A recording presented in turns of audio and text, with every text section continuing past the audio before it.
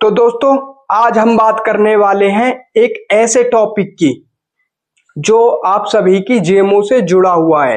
जेमो पे क्या फर्क पड़ता है, मतलब इन्फ्लेशन यानी कि महंगाई की। ठीक है दोस्तों। तो दोस्तों जैसे आपने देखा होगा 2025 में आपने नोटिस करा होगा, आपने महसूस करा होगा कि महंगाई बढ़ती जा रही है। हर प्रोडक्ट हो, सर्विस हो, हर चीज महंगी होती जा रही है। ठीक है, ये क्यों होती जा रही है, इसके पीछे का क्या रीजन है, इसके पीछे का क्या कारण है और इस चीज से, इन्फ्लेशन से कैसे निकले। ठीक है दोस्तों, ये सभी बात, आपके सभी क्वेश्चन का आंसर आज मैं इस वीडियो में स्टेप बाय स्टेप देने वाला हूं। तो वीडियो को एंड तक जरूर देखना। तो दोस्तों मेरा नाम है संदीप और आप देख रहे हैं बाजार की बात संदीप के साथ। तो दोस्तों बिना टाइम वेस्ट करते हुए चलते हैं वीडियो की तरफ।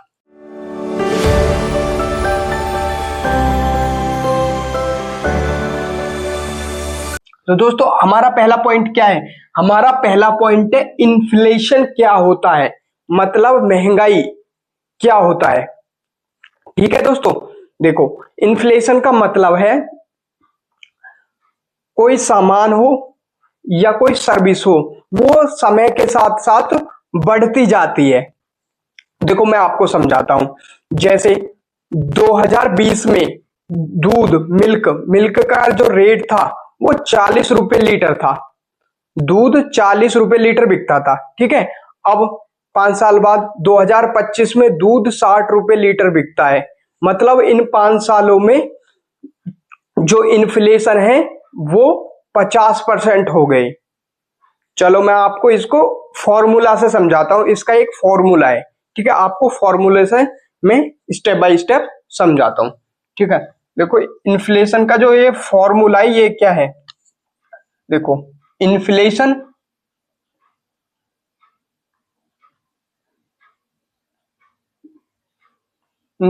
रेट, जैसे परसेंट में ले लेते हैं हम। ठीक है जी, बराबर के न्यू प्राइस ले लेते हैं माइनस ओल्ड प्राइस।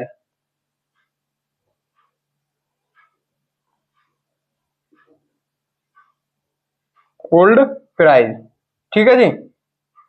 अब ले लेते हैं ओल्ड प्राइस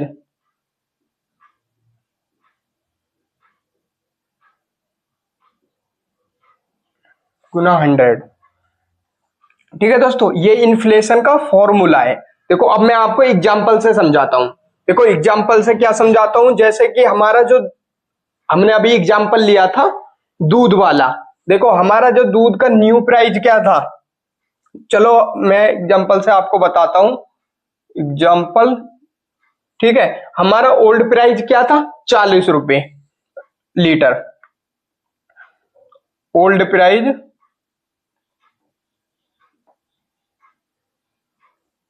2020 में क्या था, 40 रुपए लीटर था। 40 रुपए लीटर था ओल्ड प्राइस। और न्यू प्राइस क्या था, न्यू प्राइस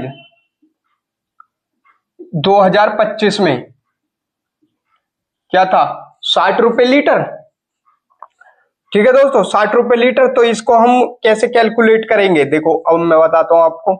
जैसे हो गया 60 minus 40,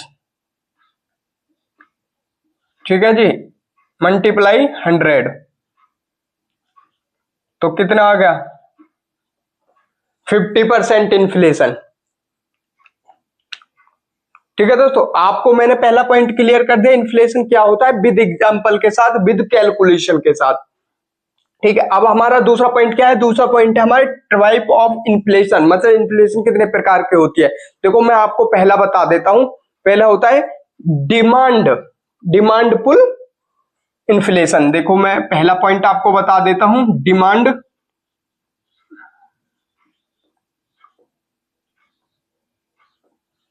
pull inflation.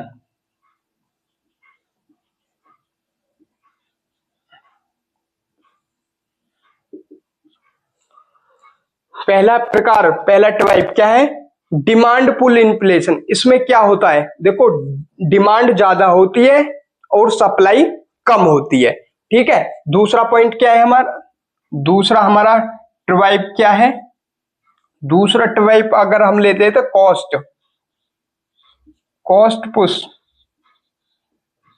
Inflation.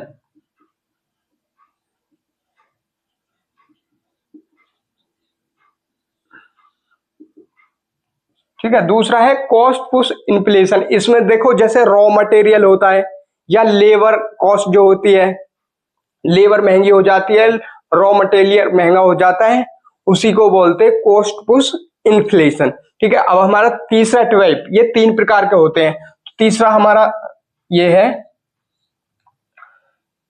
Bullet built in inflation.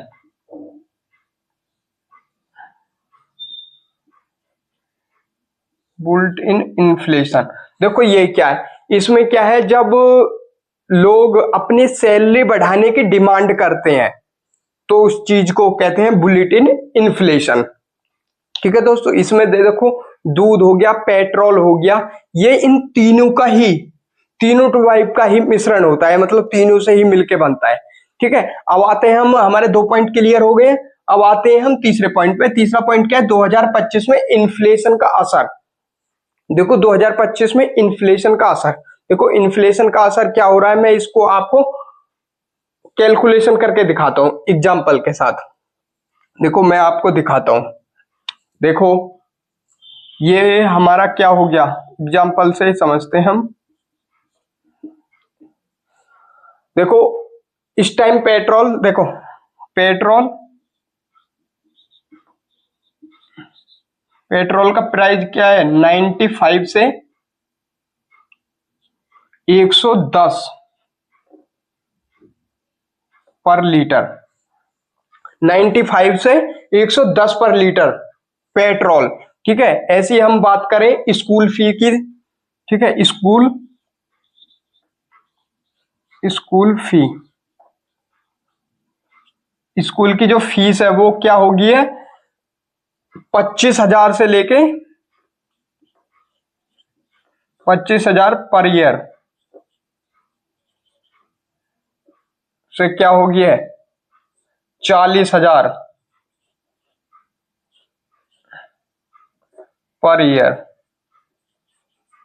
School fees भी बढ़कर 25,000 पर ईयर से लेके 40,000 पर ईयर हो गया है।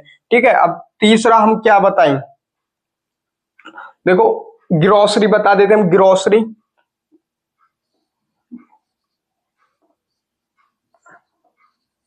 ग्रोसरी कॉस्ट, चलो ग्रोसरी मंथली कॉस्ट लिख लेते हैं। ग्रोसरी मंथली कॉस्ट 5,000 से लेके कितनी होगी, 5,000 से लेके 8,000।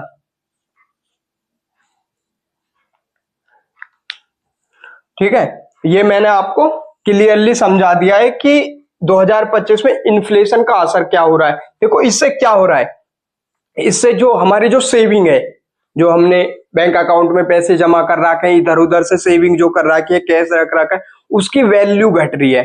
ठीक है, और जो फिक्स इनकम कमाते हैं वो इस चीज में सफर कर रहे हैं, भाग दौड़ कर रहे हैं।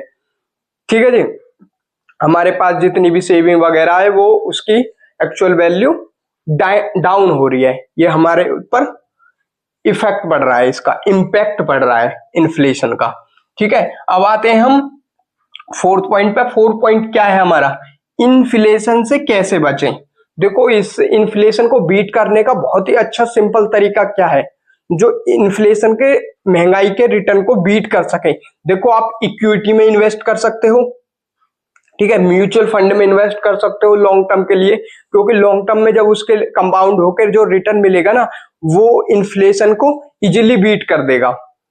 ठीक है, आप देखो कैश को अवॉइड करो, मतलब जैसे आप कैश रख लेते हो अपने पास, उसको अवॉइड करो, क्योंकि कैश डाउन होता है, उसकी वैल्यू डाउन होती चली जाएगी क्योंकि इन्फ्लेशन बढ़ जाएगा ना। ठीक है, अब और हम क्या बताएं, आप देखो आप स्मार्ट बजट बनाइए, प्लानिंग करिए, ठीक है जी। आप एफडी करिए, एनपीएस में करिए, बॉन्ड में करिए इन्वेस्टमेंट, ठीक है। ये जो रिटर्न मिलेंगे, ये रिटर्न इजीली आपको इससे इन्फ्लेशन से बीट कर सकते हैं, ठीक है। आपको प्रॉफिट में ही निकालेंगे, ठीक है। और क्या है हमारे इन्फ्लेशन से कैसे बचे, देखो चलो मैं आपको एग्जाम्पल देके समझाता हूं। देखो आपके पास 10,000 रुपए हैं, ठीक है। 10,000 रुपए हैं आपके पास, इन्फ्लेशन है 6%, तो 5 साल में वो 10,000 रुपए आपके 7,000 रुपए रह जाएंगे, क्योंकि 6% की इन्फ्लेशन बढ़ रही है, ठीक है। ठीक है दोस्तों, चलो मैं और एक आपको एग्जाम्पल देके समझाता हूं। देखो अगर आपके पास 10,000 रुपए कैश है, ठीक है, एक साल में वो 10,000 रुपए आपके कितने 94 मतलब 9,400 रह जाएंगे, 9400 रुपए रह जाएंगे, ठीक है, एक साल में। अगर वही 10,000 रुपए आप कैश न रख के उनकी एसआईपी करते, तो एसआईपी में अगर रिटर्न हम मिनिमम भी इंटरेस्ट मान लेते 12%, ठीक है, 12% हम मान लेते, तो 12% में एक साल बाद एसआईपी से वो 10,000 11,200 प्लस हो सकते हैं, ठीक है दोस्तों। तो दोस्तों जो इन्फ्लेशन है ये एक बहुत ही शोर मतलब साइलेंट टाइप का है। ये जो आपके जो सपने हैं ना सर दोस्तों, जो आपके सपने हैं उसको खा जाएगा।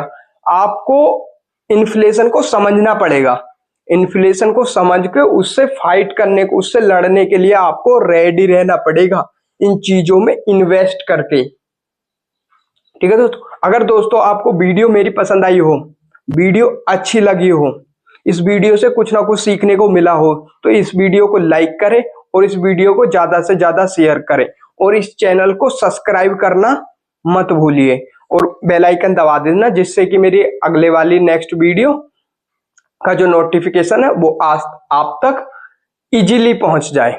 तो दोस्तों मिलते हैं नेक्स्ट वीडियो में।